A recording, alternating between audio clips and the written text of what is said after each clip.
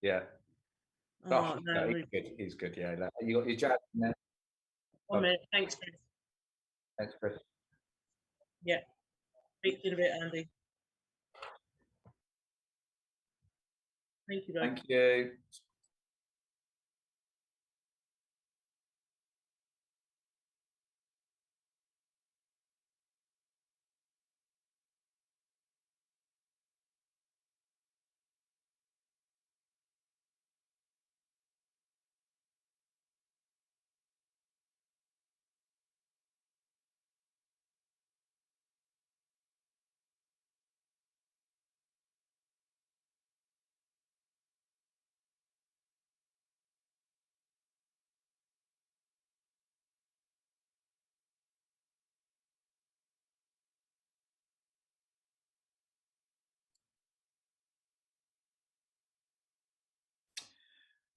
Hello, everyone. My name's Andy Alford. I'm the Director of Sport here at the University of Birmingham, and it's my absolute pleasure today to introduce this session as part of the UOB Festival. The festival so far has had 10,200 students book on it across all the activities that we've got, which is an absolute fabulous number.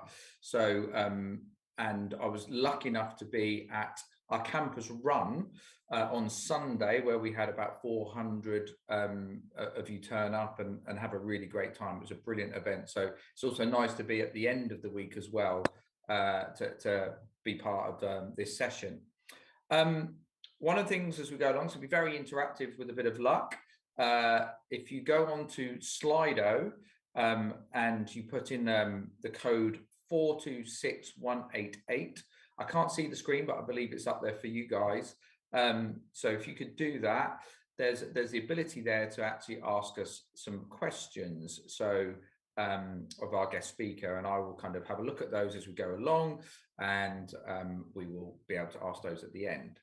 I'm not going to say too much in terms of an introduction, but it's kind of really lucky, and I'm really privileged today. So when you've been around sport for as long as I have, every now and then it kind of comes full circle, and you get to chat to people that you were sort of intertwined with over the years. So I was lucky enough to be part of Maggie's journey right at the early stages, which was fantastic. We used to run around fields together and do all sorts of stuff. So it's been really good reminiscing on that.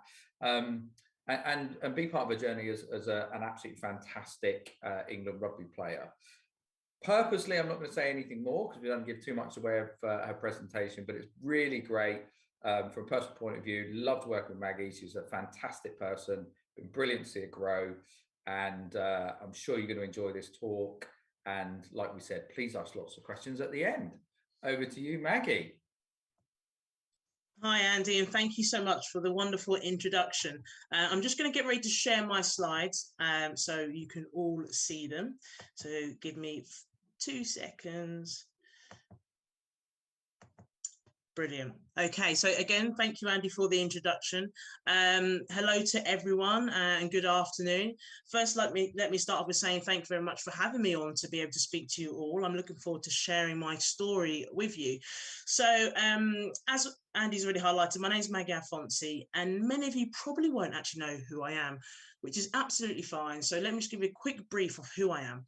I'm a former athlete, and the sport that I used to play was rugby union. I've represented my country, England, 74 times over an 11-year period. And now you're probably wondering, why on earth have I been asked to come and speak to you all? Well, I thought it'd be really good to provide a bit of a motivational talk to you all, but also to focus purely on developing the mindset. I mean, we're all leaders, so I think it's really important that how can we develop our mindset and become resilient, overcoming adversity and setting our goals. So my talk is going to be around creating a winning mindset. And now you're probably wondering, what on earth are you talking about, Maggie? Well, creating a winning mindset is all about you being the best that you can be and getting the best out of others. So what I'm going to do is I'm going to share my talk with you, probably about 30 to 40 minutes. And I want to highlight my journey, my leadership journey, and talk about where I first started off and where I am today. And whenever I do my talks, I always like to share some top tips. I'll share some top tips with you all at the very end.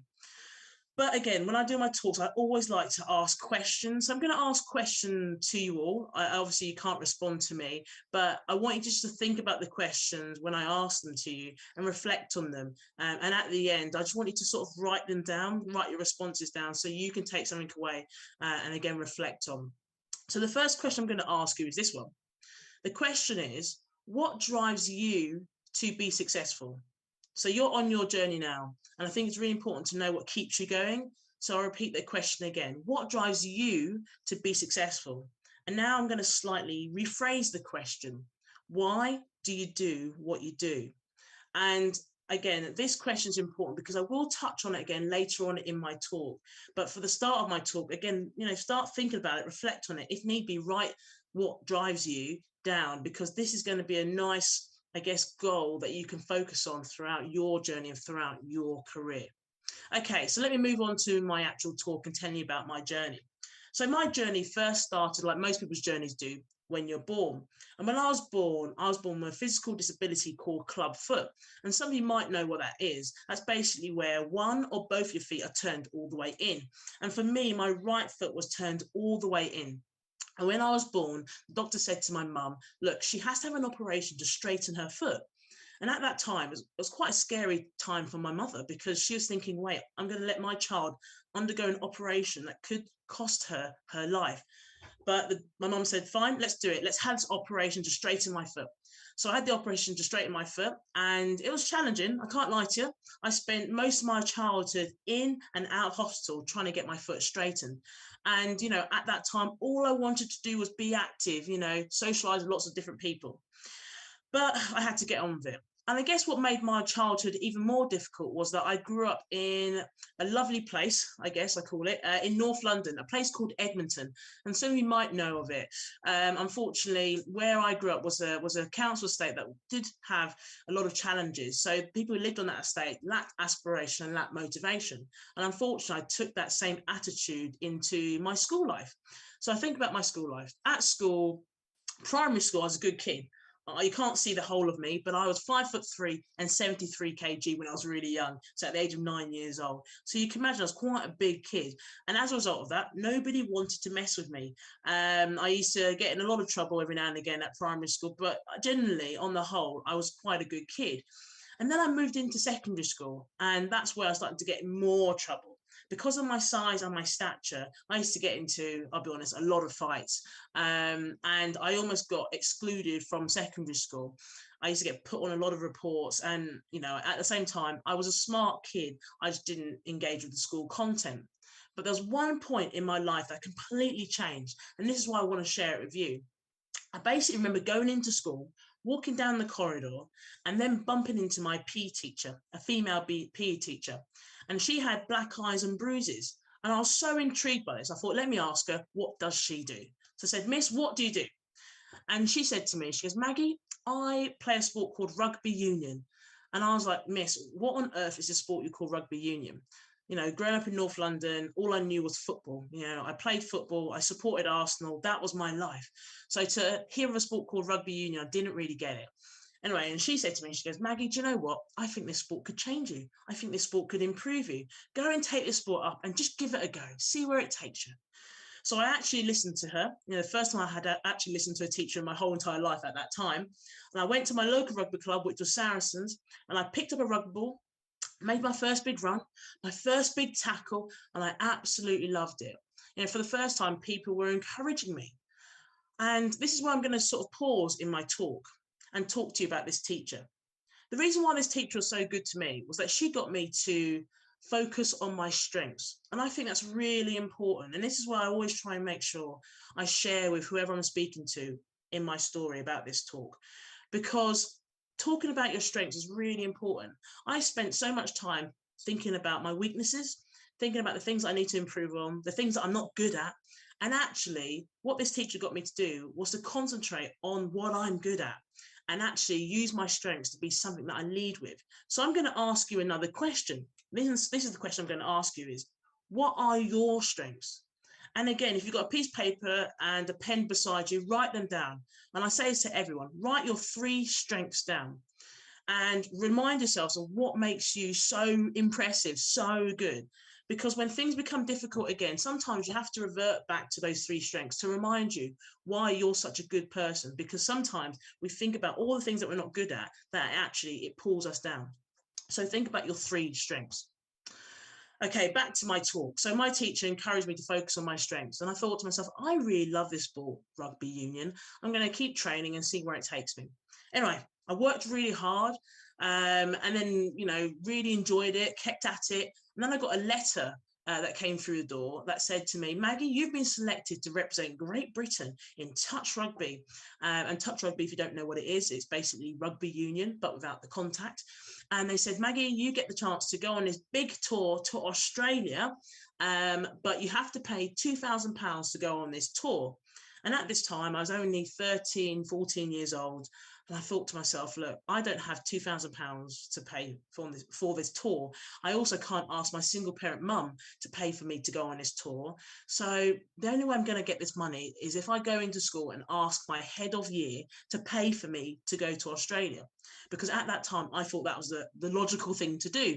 So I went into school, I walked down that corridor and I knocked on my head of year's office, and her name was Miss Walker. And I said, Miss Walker, I've been selected to represent Great Britain in touch rugby. I've got to pay £2,000 to go on this tour. Will you pay for me?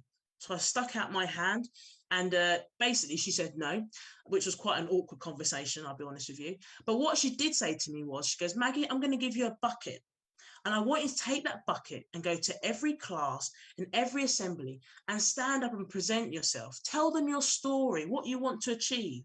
And then take that bucket and go to every class and raise some money. And she said, whatever you raise, I will double it. And at that time, I thought to myself, I cannot go into school, stand up in front of my peers and tell them my story, make myself vulnerable. You're having a laugh. I can't do that. And then I stopped and I thought, wait, I really want to achieve this goal. I really want to go to Australia. So yeah, I do it. So I went to every class, every assembly, raised some money, ended up raising £500. And then she doubled it and I ended up getting all this money from my other PE teachers and basically going to Australia. And I look back now and think, oh my God, I was so lucky to have a teacher believe in me. I mean, when I went to Australia, my team didn't do very well, but it was nice to have somebody support me. And again, I'm going to have another pause in my talk because I like to sort of raise these key messages. And especially as we're all leaders, it's really important to understand what it takes to be a very good leader. And this teacher, what she did for me was that she empowered me. She gave me the skills to go and be successful, made me accountable rather than giving me the money and saying, go on, go to Australia and go and do very well. And what I think was great about this teacher was that she made a big impact on me. And as leaders, as people in this world, we all have the ability to have an impact on so many people in such a positive way. And I always say this, one person can have a positive impact on 1,000 people, and it's infectious because it will continue to go on and on. So this is the question I'm going to next ask you. I love my questions. Here's my next question I'm going to ask you. And it's, what impact have you made? Think about it. Have you created a difference that's had a positive impact on somebody else, that's really either changed their life or given them the confidence to go and be successful? Or if you haven't done that yet, what are you going to do after my talk that's going to have a positive impact on somebody else, that's going to allow them to be successful or want to achieve more? And again, use the piece of paper or notepad that you've got alongside you, or one of your books or whatever it may be. Just write it and write in it and think about, what impact have you made already, or what impact am I going to make as a leader to make a difference to others around me? All right, let's go back to my talk.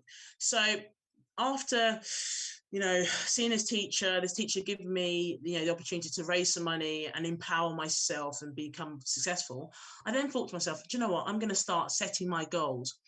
And I'm going to set my first goal. And my first goal is, I want to represent England in full 15s contact rugby. That's my goal. So I set out 5 years, worked really hard, trained, did everything, blood, sweat and tears. And then 5 years passed by officially. And at the age of 19 years old, I got a phone call from the England head coach and said, Maggie, you've been selected to represent England. And we want you to come away on tour and compete in this big tournament. And that was great. I finally achieved my first goal, which was to represent England and get that first, England opportunity, that England cap. And it was brilliant because I got to, realize that goal. After I achieved that first goal, I thought to myself, great, I've achieved my first goal. I now need to set my second goal. And my second goal is I want people to know my name. I want people to know that I've come from Edmonton Green and that I can achieve whatever I want to achieve. And that's going to be my second goal. So I set out to try and achieve that.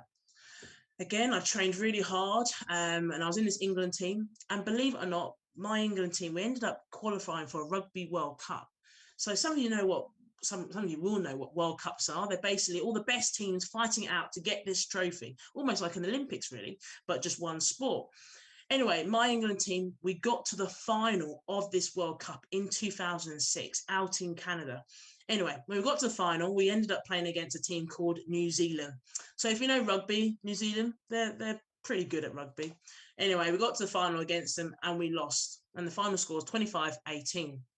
And after that World Cup, I thought, oh God, I've worked really hard to get to this point. Maybe I should just stop, retire and do something different. But what happened after this World Cup was fascinating. So after the World Cup, I was named International Rugby Player of the Year. So I was basically named the best female rugby player in the whole entire world in 2006. And if you know rugby, a man called Richie McCaw won it for the men's award. And we were both the best rugby players in the world in 2006. And I thought, wow, I've achieved my second goal. People know my name and know that I've come from Edmonton Green and I can achieve whatever I want to achieve. So then I thought to myself, right, I need to set my third goal. And my third goal is I want to win a Rugby World Cup. I want my England team to be the best team in the world. So that was my next goal, to win a Rugby World Cup. Anyway, set out to try and achieve that with my England team. And we went to 4 years passed by, we went to another Rugby World Cup. And this World Cup was in England. And what was great about it, was in front of family and friends. And I thought, wow, this is going to be good. We're going to win this World Cup. Anyway, my England team, believe it or not, we managed to get to the final of this Rugby World Cup again. And guess what? The team that we met in the final was New Zealand. And unfortunately, we lost. But 2 minutes before the end of the game, the score was actually 10-all. And in my head, I thought to myself, we just need to get through the next 2 minutes and get to extra time. We can win this game. Anyway, within that 2 minutes, what happened was one of my England players fell off her feet. She gave away a penalty to New Zealand. And New Zealand got the chance to kick the ball at the post. And they kicked the ball through the post and they converted it. And then the final whistle blew. So the final score was 13-10. And after that World Cup, I thought, oh God, we've lost another World Cup. Maybe I should retire. But what happened after this World Cup was again quite fascinating. So after this World Cup, I got quite a few accolades. So after the World Cup, I was named Sunday Times Sportswoman of the Year. And I know it probably doesn't sound that fascinating or that interesting, but it was pretty impressive, actually. You know, so I got to beat people like Jessica Ennis-Hill and Catherine Granger to this award, which I would probably never, ever beat them again. So it's nice to always kind of bring it up. I was actually one of the best female athletes back in 2011. And also after that accolade, I was also named one of the ambassadors for the Men's Rugby World Cup. So in 2015, it was the Men's Rugby World Cup in England, and they had 4 people be the face of this tournament. A guy called Lawrence Dallaglio, a guy called Will Greenwood, who both played for England, a chap called Johnny Wilkinson, you might know, who also played for England, and myself. And I'm just going to show you a quick picture of us as ambassadors. So these are the ambassadors. Unfortunately, Johnny Wilkinson isn't there. He was a little bit busy, but I show his picture because I became the first female to ever be the face of any men's sporting event. And this is where I pause in my talk again to talk about being a visible leader. So as again, we were all leaders. And during this time, I had to be quite visible and had to be a leader who basically stood up to negativity. So during this time, people were like, what does a woman know about men's rugby? Why is she an ambassador for the men's rugby tournament? And it was quite a challenging time because, again, I was a woman, I was a person of colour, you know, not all the stereotypes you'd associate with rugby union. But actually, through being a visible leader, I encouraged many other women, many other people of colour to take up the sport. So I always think it's important to show you this banner, even though in this picture and this banner, I was the short one in the picture. And if they had held up that banner up a little bit higher, you might not have seen me, but I was there. And after this experience, I also got another accolade. I got an MBE from the Queen. I'll just show you a quick picture of my MBE.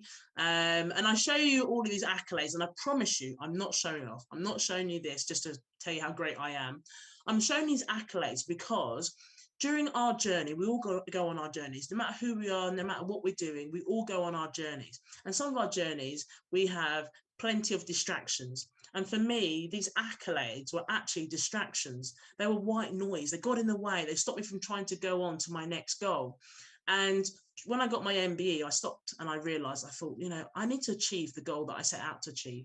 And that goal was to win a Rugby World Cup with my England team. That's the goal that I set out to achieve. And I need to go and achieve it. So after winning this or getting this MBE, I thought to myself, right, Maggie, go back to England team and work towards getting this World Cup. So I went back to my England team, spent another 4 years training incredibly hard. And then finally we got to another Rugby World Cup. And this World Cup was in France.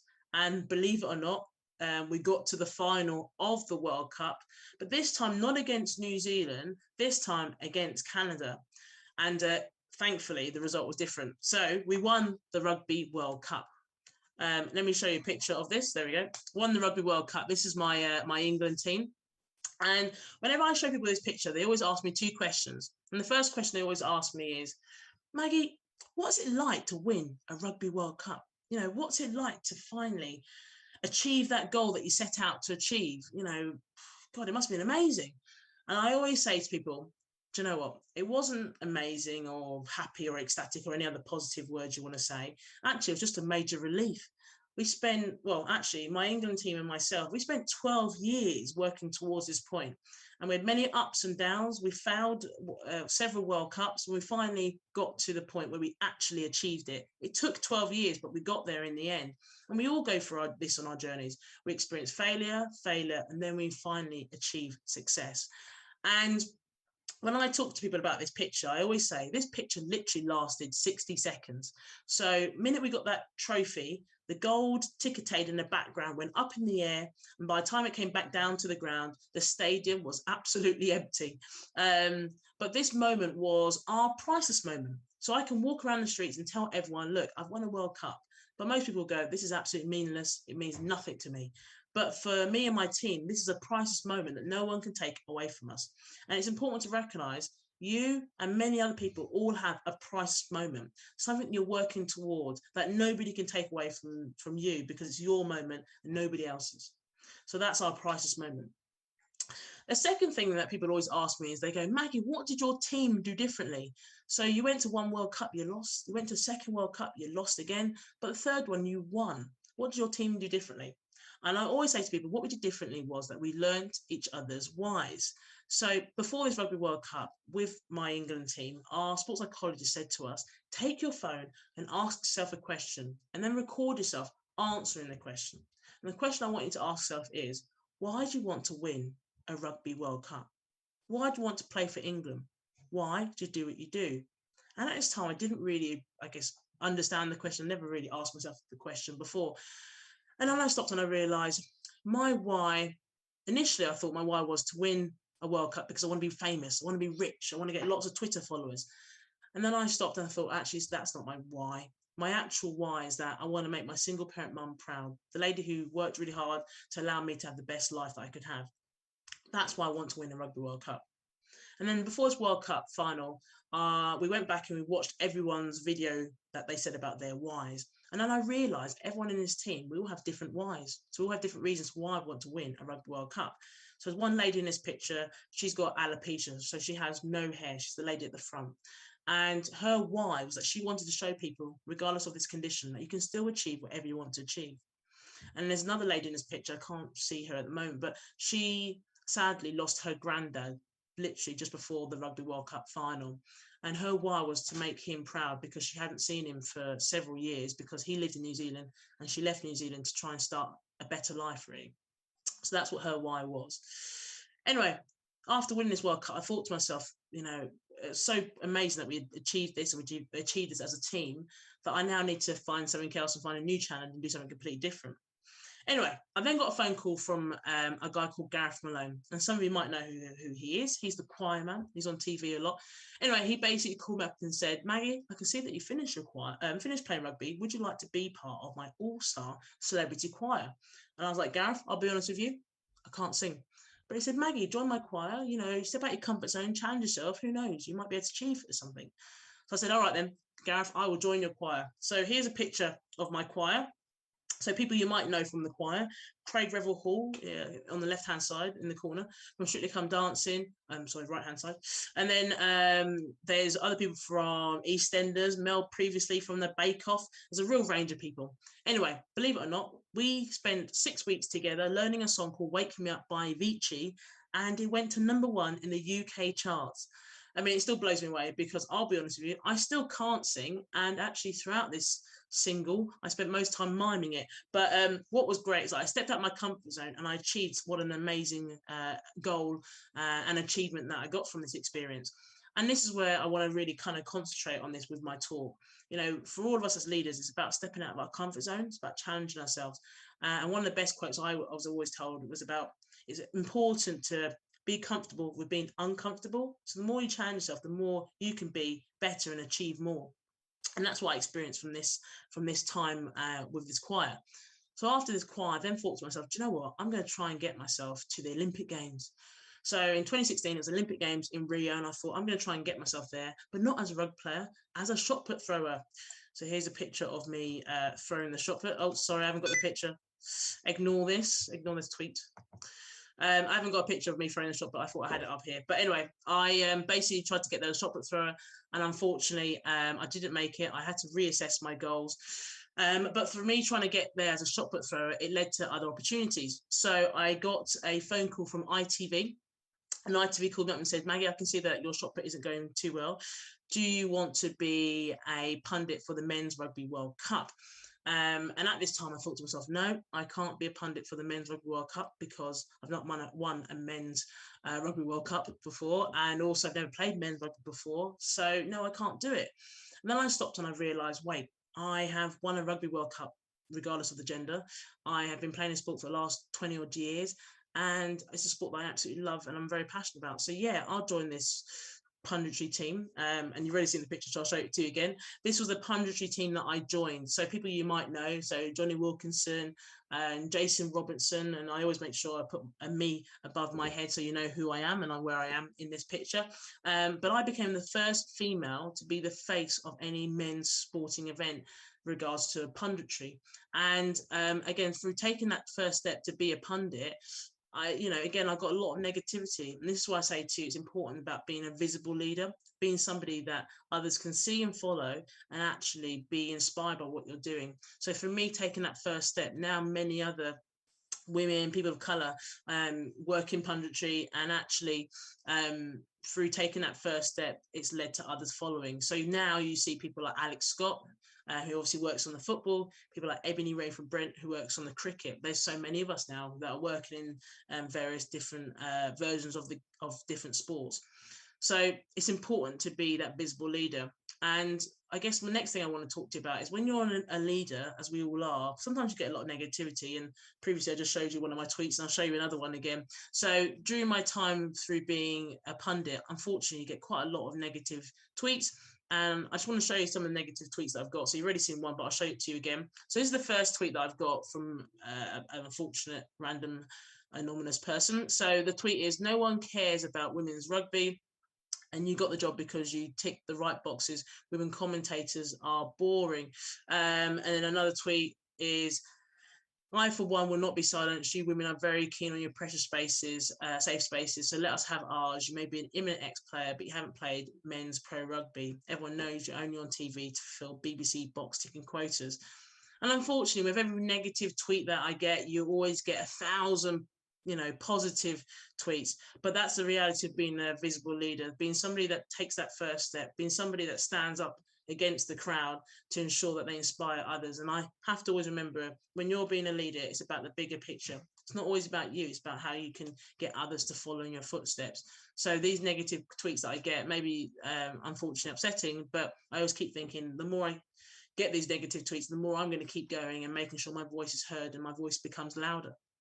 Anyway, so now this is what I do for a living. I work in broadcasting. I work on BBC, Sky Sports, ITV. And if you're watching the men's Six Nations and the women's Six Nations follows after that tournament, you'll see me. So as of the first weekend of February, you'll see me working for ITV in the studio, talking on the men's Six Nations. And I absolutely love what I do. But it started from my journey very early on, overcoming adversity and setting my goals. And now people always ask me, Maggie, what's your next goal? And I always say my next goal is that I want to become president of the RFU. So I have many big areas that to try and focus on and try and push myself. But through being, I guess, being an ambassador, being a leader, you sometimes have challenges. And that leads me to my next slide. I sometimes have the imposter syndrome challenge, which some of you may have. It's where you basically doubt yourself. You don't believe that you are the person who should be there. And I think through having these experiences of feeling like you're an imposter, you sometimes think, I've got to keep going. And I guess the best way that I've got through overcoming the imposter syndrome is by focusing on my strengths. And, you know, at the start of my talk, I said to you about what are your strengths? And I write my strengths down all the time. That's why I say to you, write your strengths down, think in ink. So I write my strengths down and I make sure that I revert back to this. Who am I? What makes me good? So I don't think about the imposter syndrome within me that really does, unfortunately, unstabilizes my confidence. So think about your strengths and lead with your strengths. The other thing that I experience that can be sometimes a challenge with being a leader, I guess, is sometimes I experience issues around my pressure. And I used to see a sports psychologist and she said to me, Maggie, I think the best way to help you to overcome pressure is to look at this quote. And I said to her, what do you mean look at a quote? I don't understand. What's a quote going to do to help me? So I thought, let me share with you this quote. So this is the quote that she shared with me. It's basically, pressure is a privilege, embrace it. And this quote was said by a lady called Billie Jean King. Billie Jean King is a famous tennis player, female tennis player. And she said to me that the quote is about reframing the word we see pressure, the way we see pressure. So initially, when we look at pressure, we see it as something that weighs on our shoulders and it gets us down. And actually, if we can turn pressure around and see it as something that is good. So if you've got pressure, it's because people believe in you, people expect more from you. So if you think about it, if you can see it as a good thing, that means it's a privilege, because if you've got pressure, that means people, again, expect a lot from you. But if you haven't got pressure, people don't expect that much from you. So see that as a privilege, learn to embrace it. And that's what I do now. Now I thrive with pressure. I look forward to pressure. If anything, it drives me on. There's always challenges sometimes when you think about pressure, but if I see it as a positive thing rather than a negative thing, I almost don't see it as a bad thing. So when you think about pressure in your careers and what you're doing, you know, and what you're going through on your journeys, always try to embrace it and see it as a positive thing. And I guess, again, to come back, I just wanted to bring back to the point about being a shot put thrower. I had many challenges through being, I guess, trying to go on my journey and experiencing pressure. But one of the biggest pressures I did get was through trying to become a shot put thrower, because I put it out in the audience and I told people I wanted to try and make it to the Olympics and be successful. And unfortunately, through not making it, it led to more pressure and more challenges. My next slides I also wanted to talk to you through was some of my top tips. And here's one of my top tips. So my top tip, which I try and encourage all people to sort of follow, is stepping out of the comfort zone. And this slide might not necessarily illustrate it the best because it's quite a basic slide, but my life used to be like this. I used to live my life in a really small comfort zone, and all I saw was panic. And I remember one day someone saying to me, Maggie, step out your comfort zone, challenge yourself. Who knows, you could lead somewhere different. So that's what I do now. I now live my life like this. So I have 1 foot in comfort, 1 foot in stretch. And every day, every week, I drag comfort more and more to the point now where I don't see panic. I've alleviated panic. And actually now what I do is I live my life in stretch. Every now and again, you have to come back to your comfort. But actually through almost stepping out of your comfort zone, challenging yourself, you increase your comfort to the point where the things that you worried about, you don't worry about so much. So for example, I used to hate public speaking. I used to have a stammer. I used to struggle to speak in front of people, where now through challenging myself more and more, I've developed this huge comfort zone that I now for a living do public speaking. I absolutely love it. One of the things that I love to always talk about when we talk about having your big goals and and actually making sure that you set your big dreams and your big visions and your big focuses to really make sure you have all your big dreams, you have your goals. But the key thing for me, and I always try and bring this to the forefront, is make sure you take action and keep moving forward. So my next top tip is keep moving forward. There's so many times, and I think in our careers, where we have a time where we think, I'm not going anywhere, not where I want to go. But a good person, Steve Brailsford, with the cycling, talks a lot about marginal gains. And I think it's really important. Dave Brailsford, sorry. It's always important to make sure you keep moving forward, keep having those big focuses about trying to keep progressing. And even if there's small goals, you'll always get your small wins, and that will always allow you to progress. So my next top tip is clarity, and I refer to this with regards to the why. So it's really important to understand what your why is. And I told you that before winning that Rugby World Cup, our sports psychologists encouraged us to go back and record ourselves on the phone and answering the question about why do you want to win a Rugby World Cup. And that was my why back then, to make my single parent mum proud. My why now has changed significantly. I now have a 1-year-old son, and my why is about trying to be a good role model and ensure that he has the best life possible. So that's one thing I throw back to you. What is your why? And actually don't be afraid to look at it, reflect on it, and sometimes change it, because that why does change over time. But when you experience challenges, you will go back to your why. So it's really good to have something written down about what your why is. My next top tip is embracing failure. So people talk about failure quite a lot, and actually for me, it's become my biggest learning. I've gone through many ups and downs, but actually the key thing for me has always been, actually, how do you embrace failure? When you experience failure, what do you learn from it? How do you problem solve, and how do you innovate? So whenever you experience failure, don't look at it as a negative, see it as a positive, and actually how can you learn from it and problem solve as a result of it. My next top tip I want to share is celebrate. And by this, I mean celebrate success. Again, like I mentioned in my talk several times, that we spend a lot of time actually working towards our goal, but sometimes it's important to recognize all the things that you've done along the way and actually acknowledge that and pat yourself on the back for that. So it's always important to celebrate your successes, and every now and again just stop, turn around and look about where you've come from and actually what you've gone on to achieve. So it's important to just recognize the milestones and acknowledge them, to celebrate your success. So my last couple of slides, my next thing I think is really important is to have your team you. So for me, I have my team Maggie, and this is my team Maggie are basically people who I surround myself with, who believe in me and I share my goal with. So my team Maggie, I have a counsellor, I have a sports psychologist, I have several mentors, so someone who mentors me in broadcasting, someone who mentors me in my professional career. And it's people who I'm not afraid to share my goal with, but also maybe share my why with as well. And these people are like critical friends. So they will keep me grounded, they'll challenge me, but at the same time, they'll want to help me achieve my success. And that's one thing I'll say to you, create your team you. I've got my team Maggie, but who's in your team as well? People are going to be honest with you and who will challenge you in a positive way. And that brings me to my last slide. So my last slide is quotes. I love a good quote. So this quote is, be the change you want to see in the world. And I think it's really important. This is how I live my life. And I think I throw it back to you. We're all leaders. We all must be accountable. We all must, take the first step and encourage others to follow. And that's why I truly believe with this quote, it says it all.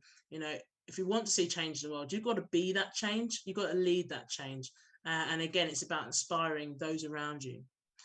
So that's it. That brings my talk to an end. I hope my words resonate with you, but it's been an absolute pleasure to talk to you. And again, don't be afraid to answer those questions that I asked you. Write them down, think in ink, but also reflect on, what are your whys, what are your strengths, what impact have you made? And also to talk about what is going to be the next thing that you're going to change now as a result of listening to my talk. So thank you very much. It's been an absolute pleasure. And I'll pass you back to Andy. Maggie, thank you very much for that. That was brilliant. Even knowing you, it was some new stuff I learned about you, which was absolutely awesome. So thanks a lot. There's some questions kind of coming through, but I thought I just want to do a bit of a recap, and maybe we can sort of pull out a couple of bits to get the ball rolling with the questions. So those of you listening in, go on to Slido, ask any more questions, and also like the ones that you want to kind of get at the top of the list, because we get a lot, we might not be able to pack it in. So just loved your journey, loved hearing about the PE teacher, and you know, the bit I really got from that was the fact that they challenged you, but it felt a really supportive challenge rather than just going, no, you know, you're going to move on. And then I also loved the bit about being humble, and especially being in sport, you know, all of this noise that you had around you that was like, hang on a minute, and it, you know, resonated quite a lot, that there's always things that distract you, and you see someone else have some great stuff, it's like, no, what do I want to do? What's my success? What's my why? So that was really good, and getting back to that clarity of purpose was brilliant. I'm going to kick off with a bit of a question. So it was one you kind of ended on, and you started to answer it around your slide about failure, because it sounds like through your story, oh, this was, you know, this was great, and then I went to a World Cup, and then I didn't quite do that World Cup, and then went on. But it was like, how did you deal with that adversity? Because when I want to take you back, so when we first met, one of the things was, it was, you know, I got a phone call from someone saying, could you help this girl out? She's sort of in the England setup, not quite there yet. You know, you had already written down, I remember you sharing that bit of paper with me, so I feel privileged at that point to be Team Maggie, going, I've lost my place, I will get my place back. And you wrote it down, and you were 18, 19 then, and we were on a cold field in Leagrave and running around. And it's a bit of a question there, is like, how, you know, that's you, what was your mindset? How do you overcome that adversity and that failure to then kind of go? And someone mentioned even those comments negatively on social media, going, Maggie, you're rubbish and blah blah blah. How do you kind of, you know, what's your psychology to kind of get yourself around that? You mentioned a few bits, but it must hurt. So how do you turn that around? Yeah, do you know what? It's easy, isn't it, to reflect on failure when you've sort of got through it, failure. And I think for myself, during the time when I experienced failure, I tried to, I don't know, someone said to me, or did I read it on a quote, is to treat failure almost like a chip on your shoulder. And it's one of these things that if it's a chip on your shoulder, work damn hard to get that chip off your shoulder. Use the failure to fuel your fuel, I guess, to extent. And that was the biggest bit for me. I used to try and make sure that when I experienced failure, I didn't let myself accept the failure. If anything, it pushed me on.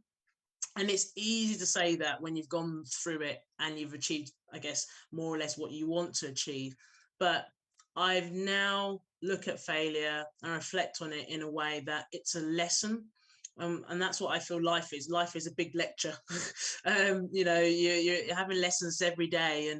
And there's sometimes when, you know, you experience that, you know, emotional failure or physical failure, and you have to go, right, what have I learned from this, and what am I going to take away from it that will allow me to kick on? And yeah, I remember us training together, Andy, and I'd been kicked out of the England squad, not kicked out as in physically kicked out, but because I picked up an injury and I lost my form. But it gave me a right motivation to not let this be my ending point in my sporting career, and drove myself really hard, recruited the right people around me. Thankfully, you came into my life, Andy, and changed my life around. But it drove me on. So that's why I say it's important to step out of your comfort zone, because you will experience failure through stepping out of your comfort zone. But what it will do, it will allow you to kick on again and achieve something else bigger and better. Yeah, absolutely. I think the other message that that come through all the way through your talk, and it's something that was difficult in sport, you know, you talked openly, you've got on your team a counsellor and a sports psych and blah, blah, is actually getting support is not a bad thing. It's a really good thing. It will improve your performance. And I think in sport world, you know, it used to be, I think there was a quote from Chris Hoy that said, you know, if you don't use a sports psychologist, you must be nuts. And you know, it's a great quote to sort of go, actually, I need help and I need support. I was probably one of, I can imagine 50, 100 people, from coaches to, you know, psychologists, nutritionists, everyone in that system. It's like you don't do it on your own. We've got some cracking questions. So I'm going to jump to what everybody wants who's been listening on the call. So here's one that's sort of getting the most votes. So how do you stay resistant and confident to lead as a female, and especially from a person of color point of view? So it's a sort of a double-edged sort of thing there. How do you do that? So I guess this is where I say, key thing for me with being a good leader is to not really let it be about me and not let negativity in. I always have to remind myself it's about the bigger picture. So I can't lie to you, I'll be honest. There's days when I think, oh God, why am I doing this? Why am I putting myself out there? Why am I working on the telly sometimes and just getting negativity back? Like we've talked about before, the pressure. Why do I want to put myself out there? But I remind myself, I got to get into a sport that I really love. I feel very privileged to have made it to where I have, and now it's my responsibility to make sure that I can be a role model so others can see it and go, do you know what? I'm going to do exactly the same thing that she's done. If not, I'm going to exceed it or get close to where she's gone to. And that for me is what I have to keep reminding myself. That's why I think it's important as a leader, I keep going. And I keep setting these big goals because I want to try and show others that it's possible. And even if I don't get to where I want to get to, hopefully I'm forging a path for others to follow. I make sure that I wasn't the first, woman to get into rugby. I wasn't the first person of colour to play rugby, but someone else paved that way for me and many others. But I want to make sure that I'm not the last person to play, female to play rugby, or the last person of colour to play that rugby. It's about now trying to make sure I pave a pathway for many others to do the same. And I truly want people to believe that they can achieve whatever they want to achieve, whatever people may think it's a soppy thing to say. But if you generally feel like you can make it and you get the right people around you and the right game plan, I say, then you'll get there. Brilliant. Thank you, Maggie. And sort of a good follow-on question, really. So you talked about your personal journey there, but sort of what more could the world of sport do to increase the amount of strong female leaders? Is there sort of system things that we can do? Is it, what are those aspects that we can kind of, you're paving the way? How can we get more of you? I think, more of me is always a good thing, but no, not really. You probably get bored of me. I think the best things that we can do are first making sure that we shine a spotlight on more female leaders out there. That's very important. And if you look around you now, there's so many female leaders. I'm not talking about sport. Sport is one area of the world, There's so many people in business, various different industries that are high flyers and doing some great stuff. And their stories are out there. Unfortunately, you've got to look hard to find them. But if you see that the journey they've been on, all of a sudden it resonates with you and you think, God, I can totally do that. So yeah, first shine a spotlight on these role models, shine a spotlight on their stories and their journeys, and show people that it's possible to do the same. I think it's important that we put into place leadership pathways for people to progress up them. So I can only really talk from my world of sport, but sometimes the challenge that we have on the leadership pathway are that there are I don't say barriers, but sometimes there are obstacles in the way that don't necessarily favour certain maybe women, etc., because the opportunities haven't been there, the doors aren't there for them to sort of go through. So how can we make sure that the pathway is more suitable for many people to enter it, but also they receive support? So mentoring is really important. I've been mentored by some very good people in my career. Also, it's important to make sure that I have good allies around me. And I think that's another thing that can help many female leaders. So I work in the world of rugby. A good ally for me has been a guy called Jason Leonard, who was the former president of the RFU, but who also is at the moment the most capped England men's rugby player. So having an ally like that to support me and back me makes such a big difference. So that's only a couple of things, or three things I think that can really help. But I do genuinely believe we need to shine a spotlight on these role models and highlight their stories. And the more you can hear about people's stories, the more you sort of believe, actually, I could do that as well. Yeah, I mean, luckily being around rugby, it's got some strong values, and you hope they kind of come through. So there's a couple of questions around that, but I just want to sort of stay on that around having allies. And there's a question coming in around, did you receive, in your punditry stuff, did you receive any prejudice from colleagues, or, has that journey changed from when you first started to sort of go, well, there's Maggie, female rugby player? Was it just like, great, straight away, no problem? Or, not to be unfair on them, but over time, do you feel it's like now it's less of a, there's Maggie novelty because it's a female and a male sport? Be really interested to kind of see if that journey's changed, or whether you were fully embraced straight away. I would say the journey has changed. I think, to be polite, everyone was very, welcoming of me within the team, and I guess it wasn't a thing. People didn't really care. All right, there's a woman here, but I did feel when I did the punditry work, talking to various different top male players, at times it probably did feel like I was the odd one in the room. And then sometimes people would talk over me and not talk to me. So I felt that's how it all started. But over time, I can see it now that I'm part of the conversation. And if I'm not part of the conversation, I will interrupt to make sure I'm part of the conversation. So I definitely feel over the last few years, so much has changed. And I'm now fully part of the team. And like I said, it's not just me who's now working in this industry. There's many other women who are doing it. And you can see that they're fully embedded in the team, and it's almost another person just talking on the sport. And that's what pundits are. Pundits, they're not, the thing is, they just give their opinion. And it's really important to have different opinions from different people because they share different insights. So you want a diverse range of people talking about the sport because you don't want to hear the same thing over and over again from the same person. So I think it's quite nice to have different voices and different people from different parts of the world or sport talk about the game that you're watching. Yeah, I think it's brilliant now. You kind of look on telly and watch football or cricket or whatever, and there's, female pundits or within it.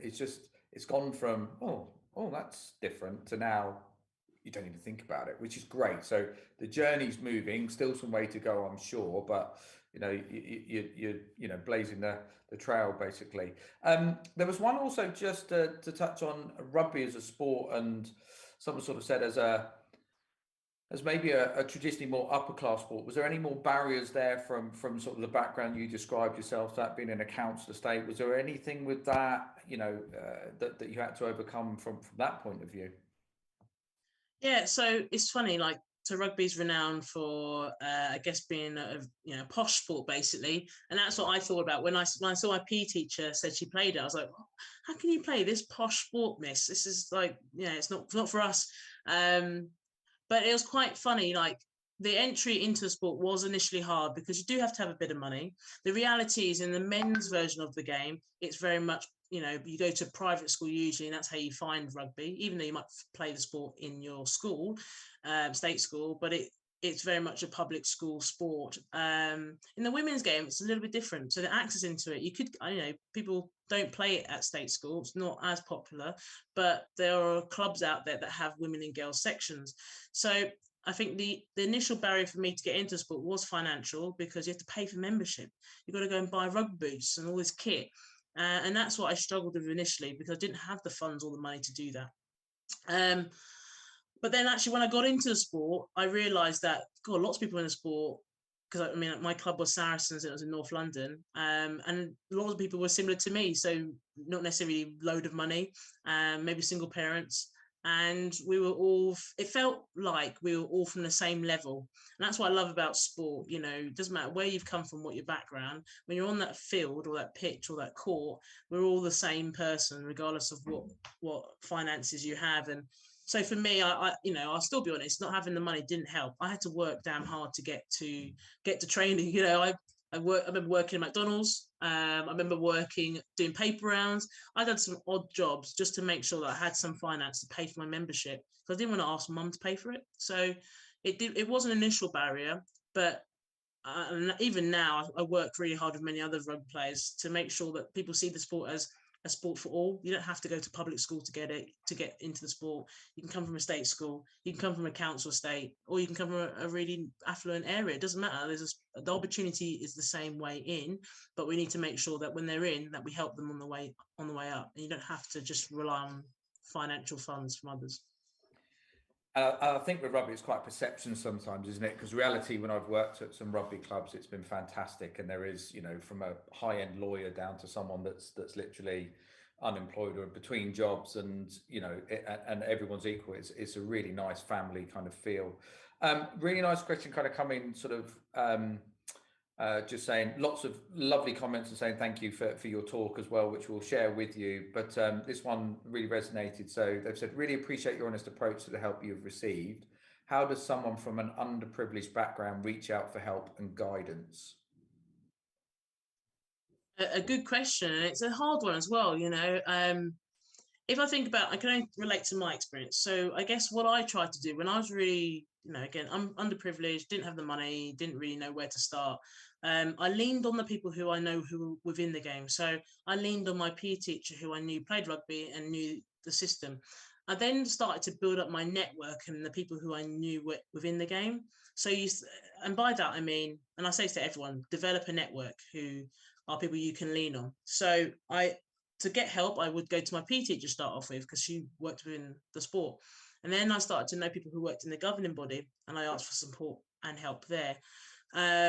So my journey was a bit in and out. And I guess it's easy to say for me, I talked to my teacher and I talked to people who worked at the governing body for help. But for those who I say in a starting position right now, if you were looking for help and support, I definitely would reach out to the Rugby Football Union. So they're the RFU. I think on the internet, they're englandrugby.com.